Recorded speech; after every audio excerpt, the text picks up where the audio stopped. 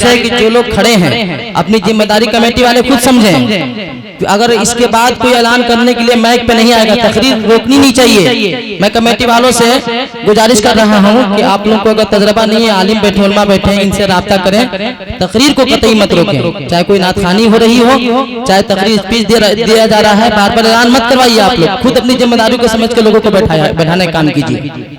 शरीफ पढ़िए अल्लाहुम्मा सल्ली अला सय्यदना मौलाना मुहम्मदिन नबिय्यिल उम्मी व बारिक व सल्लिम सलातम व सलामन अलैका या रसूल अल्लाह सलातम व सलामन अलैका या हबीब अल्लाह। मैं ये कहना चाहता हूँ लोगों, दुनिया के अंदर में हर आदमी आया है और आने के बाद अल्लाह ने सबके घर में बेटी पैदा की है, लेकिन आज हमारे माशरे में देख लीजिए, किसी के घर में अगर बेटी पैदा हो तब उसके बाप का चेहरा देखो जी, उसके बाप का चेहरे का ये आलम है कि पूछेंगे इमाम साहब, पूछेंगे आपके मौलाना साहब क्या पैदा हुआ है। अगर बेटी पैदा हुई है तो बाप का चेहरा बैसाख के सूखे करेले की तरह हो जाता है। अब मुंह झुका के कहेगा बेटी पैदा हुई, बात समझे। और अगर बेटा पैदा हुआ तो मत पूछ रात का 12 क्यों नहीं बजे मार पटाखे के पूरे गांव को गर्म किए हुआ है। इमाम साहब ने कहा क्या पैदा हुआ है, तो हाफिज साहब बबुआ पैदा हुआ है, लड्डू खाइए ना। अब बोलिए लड्डू अगर किसी को दिया जाए तो कोई छोड़ देगा। हाफिज साहब लड्डू लेके मस्जिद आ गए। 2 दिन के बाद निकले, हाफिज साहब की नजर जब उस पर पड़ी, कहा बाबू पैदा हुआ था, मिठाई बटाए था और लड्डू बांटे थे, नाम क्या रखे हो। तो पहले जमाने में लोग नाम रखने के लिए मस्जिद जाया करते थे, मदरसा में जाया करते थे, अच्छे लोगों के पास जाया करते थे। अच्छा नाम रख दीजिए जो कुरान में हो, अच्छा नाम रख दीजिए जो इस्लाम में हो, अच्छा नाम रख दीजिए जो हदीस में हो। अब किसी को फुर्सत है अच्छा नाम रखवाने की और मस्जिद में जाने की और अच्छा नाम रखवाने की। रोड पर गया और रोड वाला नाम लिया और दौड़ा हुआ घर आ गया। इमाम साहब की नजर पड़ी, कहा क्या नाम रखे हो, तो हाफिज साहब बबुआ पैदा हुआ तो लड्डू बटा, इसलिए बाबू का नाम लड्डू रख दिया। अब हाफिज साहब सोच में पड़ गए, या अल्लाह बाबू पैदा हुआ लड्डू बटा, इसलिए बाबू का नाम लड्डू रख दिया है, तो इसके बाप का नाम रसगुल्ला होगा, इसकी माए का नाम जिलेबी होगा और इसकी बहन का नाम पेड़ा होगा। बाबू खानदानी नहीं मालूम पड़ता है, ये मालूम पड़ता है स्वीट हाउस की दुकान है। ये लोगों अल्लाह ने अपने महबूब का नाम मोहम्मद रखा और आप जानते हो बाइबल किताब कुरान से 550 बरस पहले आई है। उस किताब के अंदर में भी लिखा हुआ है Muhammad is the messenger of Allah. Ramayana के अंदर में भी लिखा हुआ है, सुनो रामायण के बारे में। ये लोगों जो दुनिया में धरती के बीचों बीच आएंगे उनकी माता का नाम सोमवती होगा। सोम की हिंदी होती है शांति, और शांति का उर्दू होता है चैन, और चैन का फारसी होता है सुकून, और सुकून का अरबी होता है अमन, और अमन से बनता है आमना। आपके नबी की माँ का नाम आमना, और ये लोगों उनके पिता का नाम होगा पिता विष्णुवेश ईश्वर भक्तम। ईश्वर कहते हैं निरंकार निश्चित निरेखा, यानी ईश्वर उसको कहते हैं जो हाथ से पकड़ा ना जाए, कान से सुना ना जाए, आंख से देखा ना जाए और पांव से चला ना जाए, उसको ईश्वर नहीं कहते। ईश्वर वो है जो निरंकार हो, निश्चित हो, निरेखा हो। और बाइबल में ईश्वर की तारीफ यूं है, say he is Allah the one, Allah the eternal absolute, he begot not nor, is he begotten and there is none like unto him. और ईश्वर की तारीफ कुरान में यूं है, बिस्मिल्लाहिर रहमानिर रहीम, कुल हुवल्लाहु अहद, अल्लाहु समद, लम यलिद व लम यूलद व लम यकुल लहू कुफुवन अहद। ईश्वर कहते हैं निरंकार निश्चित निरेखा। ईश्वर मीन्स अल्लाह, वेश मीन्स भगत, भक्ति करने वाला। फारसी में कहते हैं बंदा बंदगी करने वाला, अरबी में कहते हैं इबादत करने वाला। और इबादत बनता है अब्द से, ईश्वर की अरबी अल्लाह, वेश की अरबी अब दोनों को मिलाओ तो बनता है अब्दुल्लाह। आपके नबी के वालिद का नाम अब्दुल्लाह। और ये लोगों जो इस जमीन पर तशरीफ लाएंगे उनके दो नाम होंगे, आसमान वाला नाम अलग होगा, जमीन वाला नाम अलग होगा, यानी उनका दो नाम होगा। स्वरूप स्वरूप जिसकी खूब रचनाएं की गई हो, उम्मा जिसकी खूब रचनाएं की जाएं।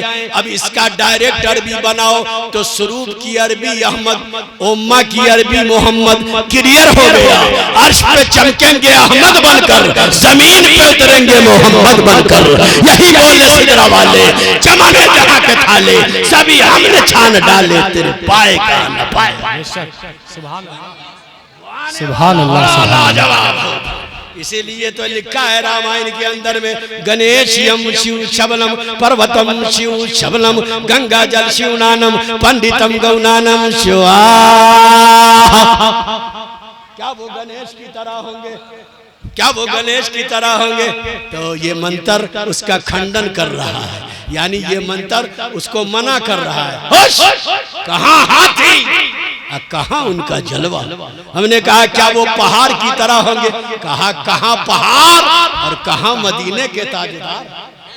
हमने कहा क्या वो सूरज की तरह होंगे?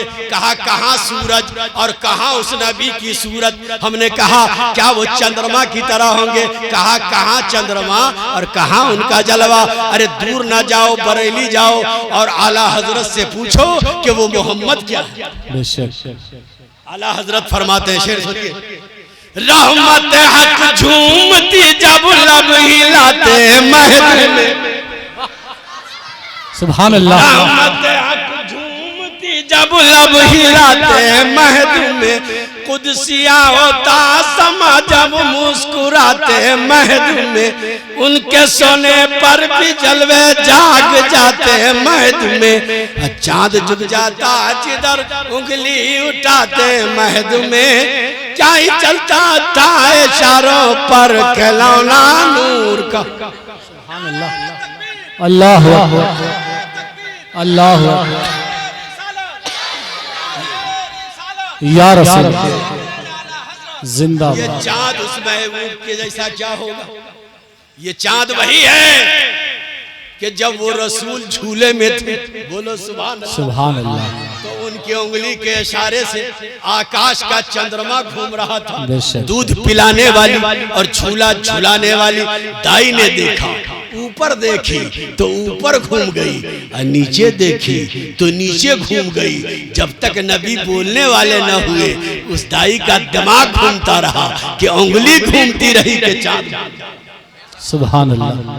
लेकिन जब बोलने के दिन आए वो दाई खड़ी हो गई और कहने लगी, दाई हलीमा, ए मेरे बेटे मोहम्मद, उस दिन से अब तक मेरा दिमाग घूम रहा है और मैं परेशान हूँ कि मुझे धोखा तो नहीं हो रहा है। रब के महबूब फरमाते हैं, दानाए गुयूब फरमाते हैं, ए दाई हलीमा, अरे बारगाहे नबूवत में धोखा नहीं होता। जब तुम्हारी नजर ऊपर थी तो आकाश का चंद्रमा घूम रहा था, और जब तुम्हारी नजर नीचे थी तो उस झूले में मेरी उंगली घूम रही थी। कभी दिल को तू बहलाती थी, कभी चांद बहलाता था। इसीलिए तो अजमल सुल्तानपुरी ने कहा है, चांद की तरह उनको हम कहें कि मुजरिम है, चांद की तरह उनको हम कहें तो मुजरिम है, क्योंकि उनकी चौखट पर चांद खुद सवार। बेशक, सुभान अल्लाह। कहा महाराज सूरज, कहा जब चांद ही उनके जैसा नहीं हुआ तो ये सूरज उनकी तरह क्या होगा? हमने कहा कैसे? कहा उठाओ तारे, ये चांद, ये सूरज डूब गया था, और उसके डूबने की वजह यह थी कि इब्तदाए इस्लाम का जमाना था। इब्तदाए इस्लाम का जमाना, नबी इबादत में और अली तलवार लेके नबी की हिफाजत। बेशक, नबी इबादत में, अली हिफाजत में। अब नबी ने नमाज पढ़ ली, अब पढ़ने के बाद नबी खड़े हो गए, हजरत अली बैठ गए, नबी ने अपना सर अली के गोद में डाल दिया और डाल देने के बाद नबी ने आंख बंद कर ली। अब हजरत अली कभी नबी की सूरत को देखे, कभी सूरज को देखे। वाह क्या बात, सूरत को कभी सूरज को देखते रहे, मगर ये सूरज धीरे धीरे डूब गया। और जब डूब गया तो हजरत अली घबराने लगे, हजरत अली की बेचैनी बढ़ गई, हजरत अली नमाज छूट जाने से रोने लगे। तो हजरत अली के जब आंख से आंसू निकले, रसूल के रुखसार पर वो आंसू गिरे। मेरे नबी ने आंख खोल दी, देखा अली रो रहे हैं। मेरे नबी ने फरमाया अली रोते क्यों हो? कहा या रसूल अल्लाह, अब तक मेरी कोई नमाज छूटी नहीं है, मगर आज या रसूल अल्लाह आपकी हिफाजत में मेरी नमाज छूट गई है। मैं फिक्रमंद इसलिए हूँ कि अब जब तारीख लिखी जाएगी तो ये नहीं लिखा जाएगा कि अली की वजह से अली की नमाज कज़ा हुई है, बल्कि ये लिखा जाएगा नबी की वजह से अली की नमाज कज़ा हुई है। तो या रसूल अल्लाह, किन आंखों से देखूंगा, किन कानों से सुनूंगा? ये सुनना था कि गैरत महबूब को जला ला गया, तेवर बदल गया। कहा अली ना घबरा, किधर सूरज है? अली ने कहा या रसूल अल्लाह इधर सूरज है। नबी ने उंगली का इशारा फरमाया, डूबा हुआ सूरज पलट के सामने आया। नबी ने कहा अली क्या हुआ? कहा सूरज तो निकल आया। नबी ने कहा जब वो तेरे लिए निकल आया तो तू अपने रब के लिए निकला। सुभान अल्लाह। अब मुसल्ला खाली है।